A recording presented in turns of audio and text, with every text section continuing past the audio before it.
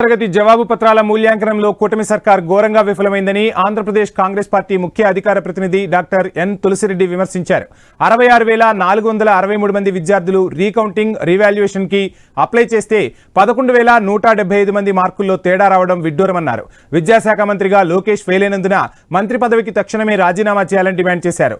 లోకేష్ ను మంత్రివర్గం నుంచి తప్పించడం లేదా శాఖ మార్చడం చేయాలని తులసిరెడ్డి సూచించారు. విద్యా వ్యవస్థను భ్రష్టు పట్టించడంలో అటు టీడీపీ కూటమి ఇటు జగన్ పార్టీ దొంది. పాఠశాల విద్యలో గతంలో కాంగ్రెస్ పాలనలో 3 రకాల పాఠశాలలు ఉన్నాయి. దాన్ని జగన్ ప్రభుత్వం 6 రకాల పాఠశాలలుగా చేసింది. అతని కంటే గనుడు ఆచంట మల్లన్న అన్నట్లు టీడీపీ కూటమి ప్రభుత్వం దాన్ని 9 రకాలు చేసింది. దీంతో అటు విద్యార్థులకు గందరగోళం, అటు వాళ్ళ తల్లిదండ్రులకు అయోమయం. పాఠశాల విద్యలో తెలుగు మాధ్యమాన్ని రద్దు చేస్తూ గతంలో జగన్ ప్రభుత్వం జీవో 85 జారీ చేసింది. ఇది ఒక చారిత్రక తప్పిదం.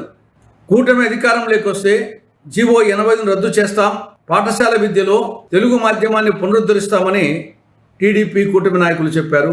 చంద్రబాబు నాయుడుతో సహా అందరూ. అధికారంలోకి వచ్చే సంవత్సరమైనా ఆ జీవో 85 కంటిన్యూ అవుతా ఉంది. పాఠశాల విద్యలో తెలుగు మాధ్యమాన్ని పునరుద్ధరించలేదు.